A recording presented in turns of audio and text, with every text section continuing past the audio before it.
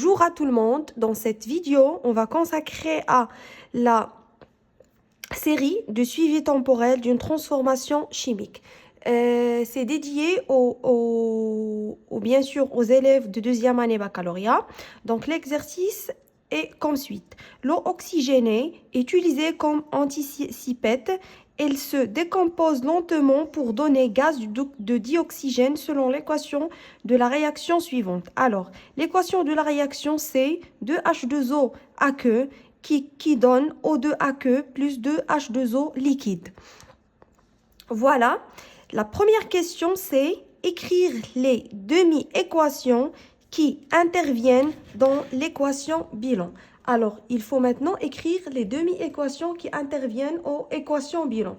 Donc, les demi-équations sont suivantes. Donc, je vais écrire ici l'équation bilan déjà. Donc, première question. Donc, déjà, l'équation bilan.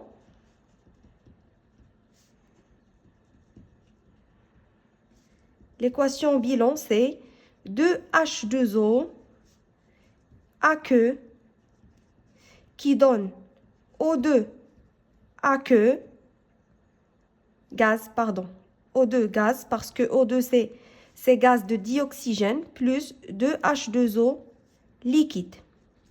Alors, pour écrire les demi-équations, il faut voir d'abord quels sont les constituants de cette équation. Donc, les constituants de cette équation, c'est H2O, 2H2O, O2 et 2H2O. Alors, on a ici la molécule de, pardon, 2H2O2. Alors, il y a ici la molécule H2O2. On a deux molécules H2O2. Et dans les produits, on a O2 et 2H2O. Alors, pour écrire les demi-équations, il faut d'abord déjà écrire les réactifs et puis les produits. Alors, les réactifs ici, il va nous donner bien sûr le O2 par exemple, c'est ce produit. Donc le O2 c'est quoi? Il faut maintenant équilibrer l'équation. Donc on a ici H2O2, on a O2 ici et on a O2 de l'autre côté. Alors le H2, il devient ici 2H+. Voilà. Maintenant, on a équilibré les atomes et le nombre des atomes. Voilà, il faut maintenant équilibrer les charges. Ici, on a 2 plus de charges. Alors, pour l'équilibrer, il faut ajouter 2 électrons moins. Voilà, donc c'est équilibré. Maintenant, on va écrire la deuxième demi-équation. La deuxième demi-équation, c'est bien sûr H2O2, parce qu'on a ici 2 H2O2, il y a deux molécules de H2O2, donc H2O2 ici et H2O2 et l'autre H2O2 dans l'autre demi-équation. Donc, il va nous donner, bien sûr, il faut écrire, c'est vice-versa, parce que c'est une transformation qui est pas, bien sûr, complète ou bien totale. Alors, il va me donner H2O, 2H2O. Donc là, on a 2H2, alors on a 4H, mais on a 2O. Alors ici, on a 2O. Mais on a ici 2 atomes de hydrogène et ici 4 atomes de hydrogène, pardon. On a ici 2 atomes de hydrogène. Donc, il faut rajouter ici 2H+. Et puis, pour équilibrer maintenant les charges, il faut rajouter ici 2 électrons. Donc, voilà. Finalement, il y a H2O2 aqueux plus 2H+, plus 2 électrons qui va nous donner 2H2O. Bien sûr, c'est liquide. Voilà la deuxième demi-équation et voilà la première demi-équation. Donc, la question 2, on étudie la décomposition de l'eau oxygénée à T égale à 0. On prépare dans un bécher un volume V qui est égal à 0,1 litre. Donc, la volume de solution, c'est 0,1 litre d'une solution aqueuse de l'eau oxygénée. Voilà, l'eau oxygénée, il contient V, 0,1 litre, d'une quantité de matière N0 H2O2, qui est égale à 6, 10 à la puissance moins 3 mol. Alors, la quantité de matière de H2O2, c'est 6, 10 à la puissance moins 3 mol. Et par dosage, on obtient les résultats suivants. Alors, par dosage, on obtient les résultats suivants. Voilà, le résultat de dosage. Il y a ici la courbe. De 1, montrer que X égale à 3 fois 10 à la puissance moins 3 moins 0,05 fois la concentration de H2O2. Alors, pour trouver X, lorsqu'on trouve cette question, pour trouver X, il faut d'abord dresser table de suivi de l'équation. Alors, pour dresser le tableau, il y a ici le tableau. Donc là, on écrit l'équation chimique. Voilà. L'équation chimique, c'est 2H2O2 à que, qui va nous donner, déjà, il y a ici un seul flèche. Ça veut dire quoi? Ça veut dire que c'est une équation qui est quoi? Qui est complète. O2 gaz plus 2H2O. Voilà, liquide. Alors, on sait que 2H2O, on écrit ici en excès. Voilà. Ici, l'état initial, l'état intermédiaire et l'état final. Voilà. L'état initial, on n'a pas le nombre de moles, c'est 0. Dans l'état intermédiaire, c'est X. Et dans l'état final, c'est X final. Donc, on a ici 2H2O2. Il faut écrire 2H2O2. On a le nombre de moles ou bien la quantité de matière de H2O2. Et donc, dans le tableau, au principe, il faut écrire juste les quantités de matière. Alors, la quantité de matière de H2O2, c'est 6 fois 10 à la puissance moins 3 mol. Voilà. Ici, c'est 0. Et ici, c'est en excès. Pourquoi 0? C'est parce que les réactifs, ils ne se produisent pas. Les produits, pardon, ils ne se produisent pas à l'état initial. À l'état intermédiaire, ici, c'est 10 à la puissance moins 3, moins bien sûr x mol. 0 moins x mol, c'est x. Et voilà ici, 6, 10 à la puissance moins 3, moins x final. Et ici, c'est x final. Voilà. Donc maintenant, pour montrer cette équation, il faut juste écrire le nombre de moles de H2O2. C'est 6 à la puissance moins 10 à la puissance moins 3 moins 2x à l'état intermédiaire parce qu'il demande x. Donc, il faut écrire à l'état intermédiaire. Voilà l'état intermédiaire. Le nombre de moles de H2O2, c'est 6, 10 à la puissance moins 3 moins x. Voilà. Et c'est quoi N? N, c'est H2O2, la concentration de H2O2 fois V, le volume, qui est égal à 6, 10 à la puissance moins 3 moins 2x. Et c'est quoi le volume? C'est 0,1. Volume, c'est 0,1. Volume de la solution fois H2O2 qui est égal à 6, 10 à la puissance moins 3 moins 2x. Et finalement, pour trouver x, il faut transformer 6, 10 moins 3 à l'autre côté. Alors, c'est x qui est égal, ou bien 2x qui est égal à 6, 10 à la puissance moins 3 moins H2O moins H2O, 6 à la puissance moins 3 moins H2O bien sûr. Et voilà, moins H2O. Donc, c'est fois 0,1 bien sûr ici. Et finalement, il faut diviser par 2.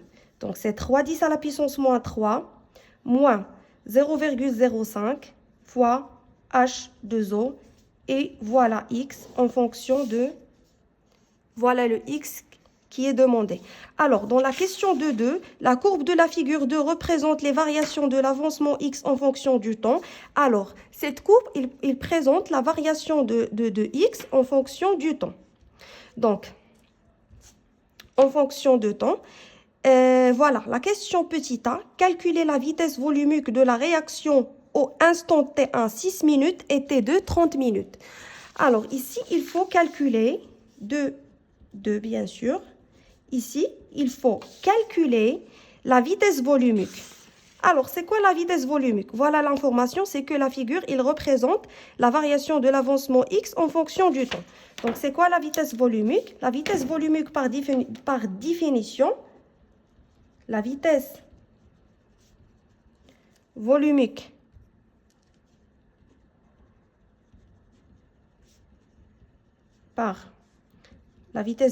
par définition, pardon, c'est V qui est égal à 1 sur V de solution fois d de x sur d de t. Ça veut dire, la vitesse volumique, c'est 1 sur V de solution fois la variation de x par rapport à t, pardon, par rapport au temps. Donc, maintenant, il faut calculer d de x sur d de t. C'est quoi déjà d de x sur d de t? D de x sur d de t, c'est delta x sur delta t.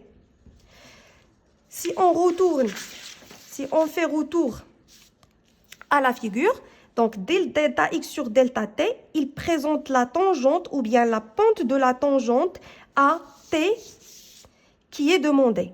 Alors, à t1 qui est égal à 6 minutes, voilà 6 minutes, c'est là, c'est 6 minutes.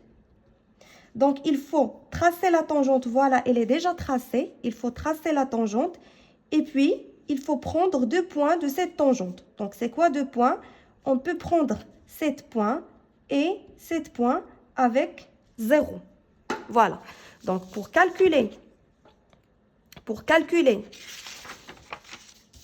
delta x sur delta t à t égale à 6 minutes, il faut juste tracer la tangente. Tracer la tangente, voilà, elle est déjà tracée, donc c'est facile. On peut prendre les 2 points là, 7 points et 7 points. Donc 7 points et 7 points, c'est presque 0, c'est presque 0, alors c'est 0,5. On peut prendre 0, oui, c'est 0,5. 0,5. Et voilà, moins 0,1. Le tout fois 10 à la puissance moins 3. Il faut faire attention, il y a ici 10 à la puissance moins 3. Donc, toutes les valeurs qui ont là, c'est multiplié par 10 à la puissance moins 3 sur delta t. Et c'est quoi delta t? Si 6 moins 0, c'est, voilà, on peut prendre 7 points, 0,5. Donc, c'est 4 moins 0. C'est 4 moins 0. 4 moins 0 qui est égal à 4. Voilà, par minute. Donc, par minute, on peut le transformer au seconde, donc multiplier par 60. Et voilà, on peut trouver maintenant, delta x. Donc, je vais le calculer par calculatrice, pardon. Alors, delta x, voilà. Donc, on peut écrire V1.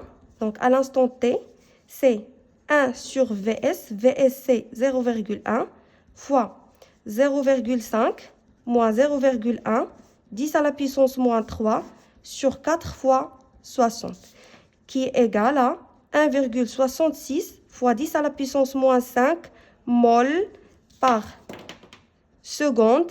Donc, seconde moins 1 par litre moins 1. Pourquoi? Parce que là, on a ici ces mol, et celle-là par seconde, et celle-là par litre. Alors, litre moins 1, seconde moins 1 et mol. Voilà l'unité. Donc, maintenant, il faut calculer le volume. Il faut calculer la vitesse volumique à l'instant T2. À l'instant T2, la vitesse, donc l'instant T1, à l'instant T2, la vitesse volumique, c'est à l'instant, je vais le compléter ici. Donc, on a 2, 2, voilà, c'est A. À l'instant T2 qui est égal à 6 minutes, donc à l'instant T2 qui est égal à 30 minutes, pardon. Voilà. À l'instant T2 qui est égal à 30 minutes, on a ici 30 minutes. Donc, pour le calculer, il faut toujours tracer la tangente à T égale à 30, comme le cas de T égale à 6. Donc, comme le cas de T égale à 6, on a à T égale à 30, on a la pente de la tangente à la figure. Alors, on peut prendre ces 2 points et 7 points. 7 points et 7 points, les deux points. Donc, il faut calculer delta x sur delta t toujours. Delta x sur delta t égale à quoi?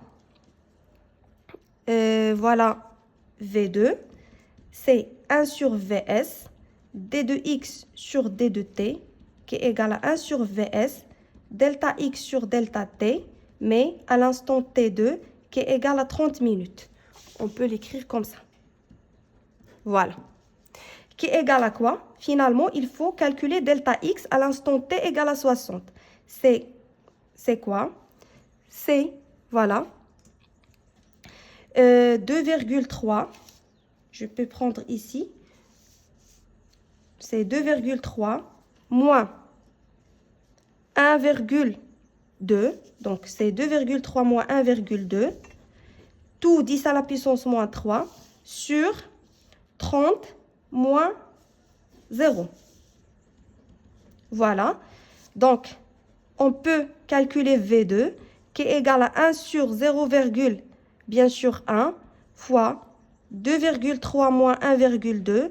Le tout 10 à la puissance moins 3 sur 30. Donc, V2, je vais le calculer par calculatrice, pardon. Donc, c'est...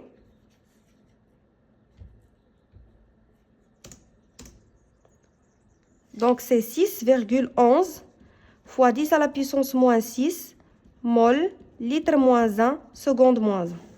Voilà la vitesse volumique. Vitesse volumique à l'instant T2. Donc, la vitesse volumique, il faut toujours appliquer cette relation. Pour calculer la vitesse volumique, il faut compter sur la figure, la tangente, et il faut calculer la pente de la tangente à l'instant donné. Donc, à l'instant T1 et à l'instant T2, voilà la question de 2. B, définir T1 demi et déterminer sa valeur. Alors, c'est quoi T1 demi? Pour définir T1 demi, c'est quoi T1 demi? T1 demi, c'est le temps de demi. C'est le temps de demi-réaction. C'est le temps de demi-réaction. Ou bien, on peut dire c'est le temps nécessaire. C'est le temps nécessaire pour que l'avancement, oui, voilà, de la réaction soit égal à la moitié de sa valeur finale. Voilà. Alors, c'est quoi par définition T1 demi? T1 demi, c'est le temps de demi-réaction ou bien c'est le temps nécessaire pour que l'avancement de la réaction égale à la moitié. Alors, si la réaction, c'est comme ça. Je peux traduire ici. Donc, si on a une réaction X en fonction de T comme ça. Alors, à un instant donné, X, il va devenir constante. Donc, il va devenir constante, voilà X final. Donc, il faut mesurer X final sur 2. Alors, T1 demi, il est équivalent à X final sur 2. Voilà la définition. C'est l'avancement, c'est le temps nécessaire pour que l'avancement atteindre la moitié. La moitié, c'est X final sur 2. Alors, si on a un courbe qui est comme ça, il faut calculer X final sur 2 et puis voir l'équivalence sur le temps. Et voilà, T1 demi. Maintenant, ce n'est pas le cas parce que ici, on n'a pas trouvé une valeur qui est constante. On n'a pas trouvé. Donc, la courbe, il augmente, il augmente, il augmente. Elle n'est pas constante à un instant. Alors, qu'est-ce qu'on va faire ici? On va calculer quoi? On peut calculer ici. Donc, on peut écrire on a la réactive limitant, le réactif limitant, pardon, limitant et H2O2. Parce que c'est le seul réactif qu'on a. Déjà, on a juste H2O2. Alors, on peut écrire, voilà, on peut écrire N0 moins 2X égale à 0. x final. Et finalement, 2x final égale à n0. Et finalement, x final est égal à n0 sur 2. Et c'est quoi n0? Et les données, si 6, 10 à la puissance moins 3 sur 2. Alors, x final, c'est 3 fois 10 à la puissance moins 3 mol. Et finalement, il faut maintenant calculer x final sur 2. C'est 1,5 10 à la puissance moins 3 mol. Donc, on peut voir l'équivalence de cette valeur dans la figure. 1,5, voilà 1,5, 10 à la puissance moins 3. Donc, c'est, on peut le calculer ici. C'est 1,3, voilà. Donc, c'est presque 15 minutes. Alors, le temps équivalent à x final sur 2 est t1 demi qui est égal à 15 minutes. Et voilà. Le plus important dans cet exercice, c'est quoi? C'est calculer le volume dans un instant donné et puis calculer l'avancement de l'état X en fonction de la concentration de la réaction.